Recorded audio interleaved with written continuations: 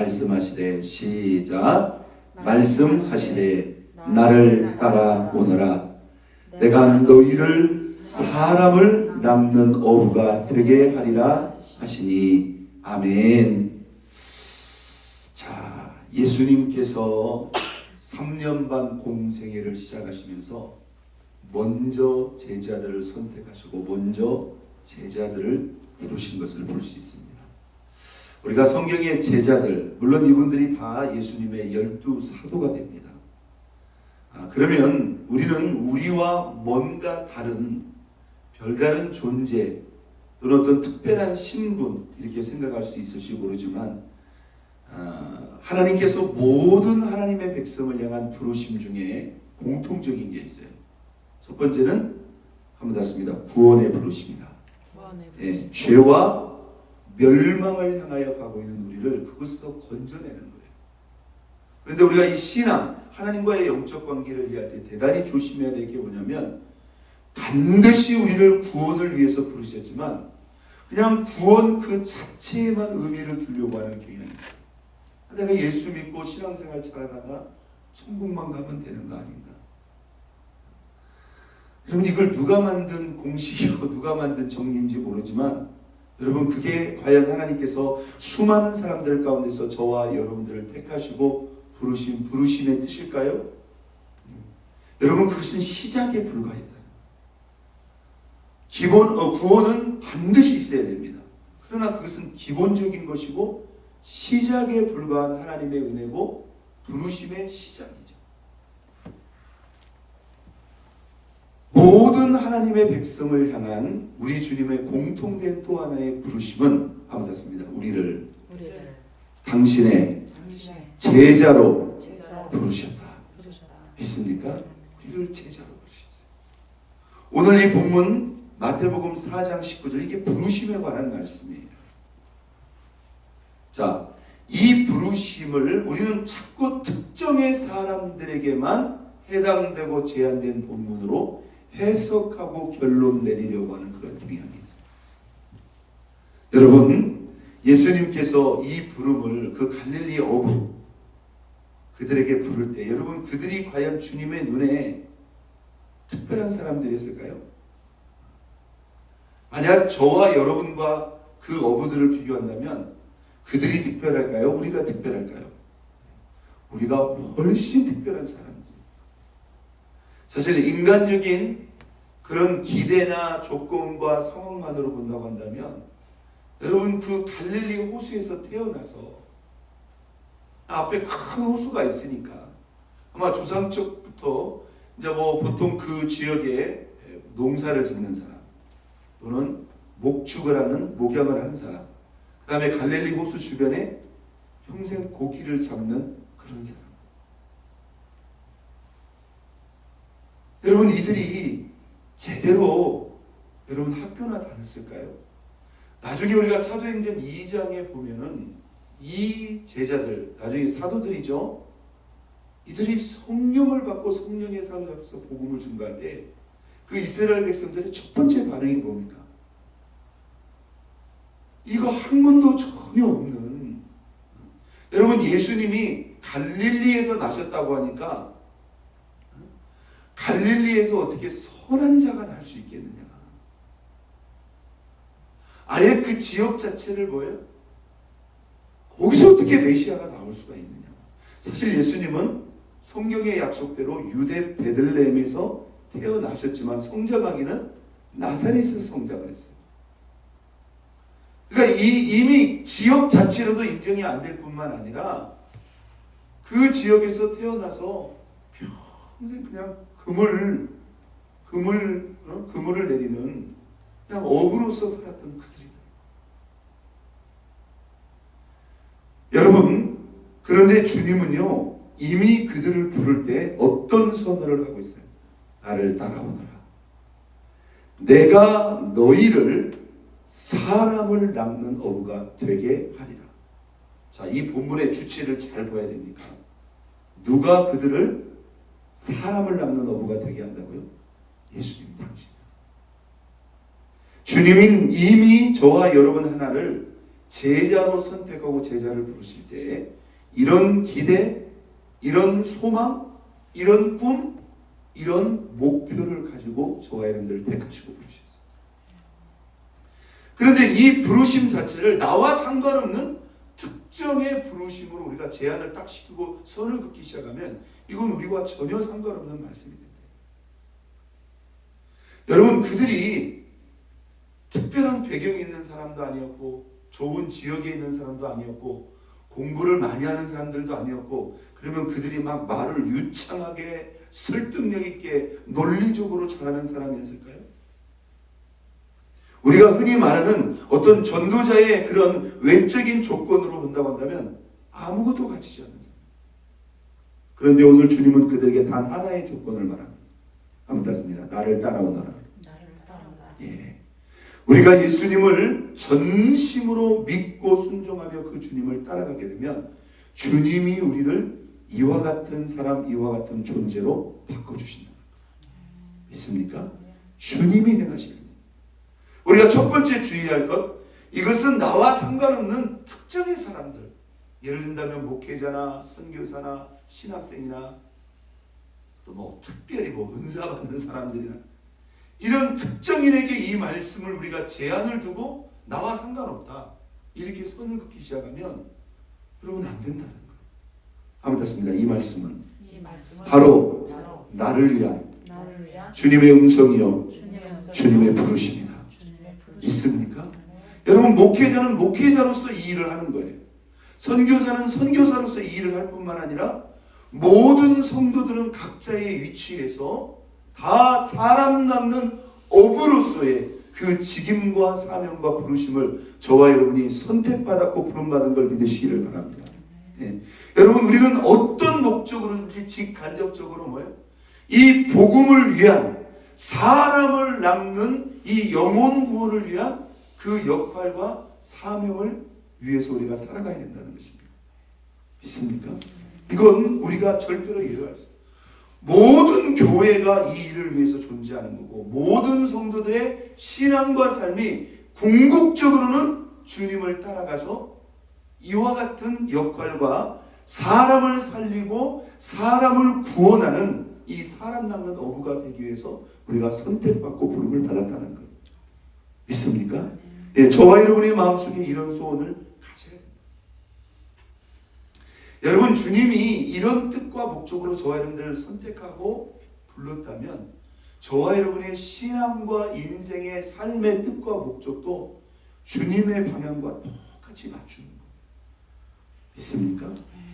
우리가 꼭 이런 부르심을요, 우리가 우리의 생업과 직장을 다 내려놓고 다 선교를 떠나야 되고 신학을 해서 다 목회를 해야 되고 이런 말씀으로만 우리가 해석할 말씀이 아니라는 거예요. 너희는 세상의 빛과 소금이다. 여러분, 우리가 세상 속에서 주님과의 바르고 친밀한 관계 속에서 우리의 말과 행실과 삶으로 빛이 되고 소금이 되는 삶, 이 삶 자체도 뭐예요? 넓은 범위에서는 영혼을 주님 앞에 인도하고 사람을 낚아 주님께 인도하는 영혼 구원을 위한 삶인 걸 여러분 믿으시기를 바랍니다. 우리가 사랑하는 가족들에게, 우리가 섬기는 직장 속에서, 또 사업을 하시면서 모든 대인관계 속에서 그들에게 빛이 되고 소금이 되며 그 영혼들을 품고 그들을 사랑으로 섬기는 가운데 그들을 주님 앞에 인도하는 것, 이것이 저와 여러분 모두를 향한 제자로서의 그러한 영적 부르심이라는 것을 여러분, 우리가 먼저 이 말씀 앞에 믿음으로 확신하고 여러분 결단할 수 있기를 바랍니다. 바로 이거예요. 오늘 주님이 저와 여러분에게 말씀합니다. 나를 따라오너라. 내가 너희를 사람을 낚는 어부가 되게 하리라.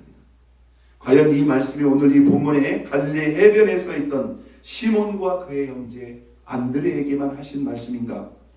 그리고 이어지는 세베대의 아들들 야고보와 그의 형제 요한에게만 하시는 말씀인가? 아닙니다. 여러분, 우리는 오늘 이 본문의 말씀을 이 새벽에 우리 예수님께서 저와 여러분에게 주시는 주님의 음성으로 그대로 믿음으로 듣고 받을 수 있기를 주의 이름으로 축원드립니다. 오늘 이 새벽에 주님께서 저와 여러분에게 분명히 말씀합니다. 너는 나를 따라오너라. 내가 너희를 사람을 낳는 어부가 되게 하리라. 믿습니까? 여러분, 주님이 제자들을 선택하고 처음 부르면서, 제자를 부르면서 첫 번째 하신 말씀. 그러니까 주님은 처음부터 이런 의도, 이런 계획, 이런 목적을 가지고 그 제자들을 선택하시고 불렀다는 것. 우리 주님이 그 누군가를 통해서 저와 여러분들을 선택하시고 저와 여러분들을 주님 앞에 부르실 때, 주님은 이런 동일한 의도와 목적과 소원을 가지고 부르신 걸 여러분 믿으시기를 바랍니다. 우리는 현실적으로 내가 전도를 할 수 있을까? 이런 생각들을 우리가 많이 합니다. 그런데 우리가 그렇게 생각할 일이 아니에요. 자, 우리가 여기서 주목해야 될 말씀 한번 닫습니다. 나를 따라오너라. 네, 나를 따라오라. 예수 그리스도를 전심으로 믿고 따라간다. 여러분, 따라간다는 게 그냥 주님이 가는 방향을 그냥 뒤에 서서 터벅터벅 그냥 따라가기만 한다는 그런 말씀입니까? 아니죠. 그분의 제자가 되는 거고요. 그분의 지도와 그분의 양육과 그분의 훈련을 우리가 그 주님을 믿고 끝까지 따라간다. 그러면 주님이 우리를 부르시고 우리를 부르셔서 지도하시고 양육하시고 훈련하시는 최종적인 목적은 무엇인가?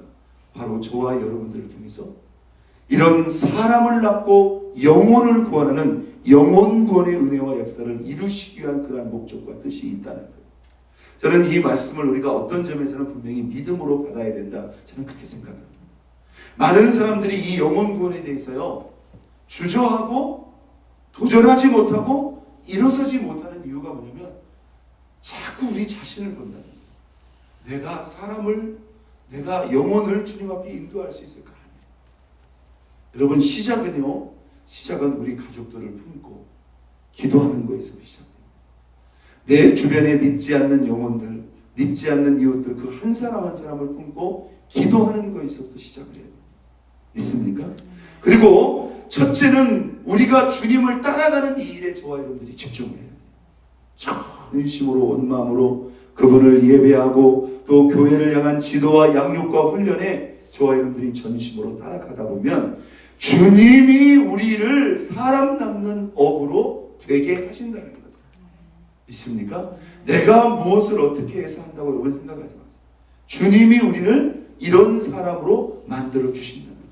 여러분, 주님이 이 갈릴리 호수 그 작은 마을에서 평생 고기만 잡던 이 사람들을 향한 이 비전이 실제로 이루어져야 안 이루어져요? 이루어져. 하나님의 은혜로 이루어진다. 여러분, 과거에 사울 같은, 사도 바울 같은 사람은 과거에 예수 믿는 사람들을 뭐예요? 때리고 핍박하고 옥에 가두고 죽이는 일에 증인되기로 주셔. 그런 사람이 예수를 믿기도 쉽지가 않대. 그 사람이 예수를 믿었다는 그 자체만도 뭐예요? 기적이단 말이에요. 그러나 주님은 뭐예요? 그렇게 기독교를 핍박하고 받게 했던 그런 사람들조차도 주님이 만나주시니까, 주님이 변화시켜 주시니까, 여러분, 그 사도 바울 한 사람을 통해서 얼마나 수많은 영혼들이, 얼마나 수많은 교회들이 세워졌네요. 여러분, 이 한 사람, 결국 예수님은 3년 반의 공생애를 통해서 12제자와 그를 따르는 많은 제자들을 남겨놓고 하지만 그들을 통해서 주님의 그 꿈과 비전이 이루어져야 안 이루어져요? 이루어졌다. 저는 주님의 그 꿈, 그 소원은 지금도 계속되고 있다고 저는 믿습니다. 할렐루야. 저는 우리 교회가 특별히 이 지역에 단 하나의 한인 교회로서 우리가 이 지역에 있는 한인들을 분명히 품어야 될 줄로 믿습니다. 예.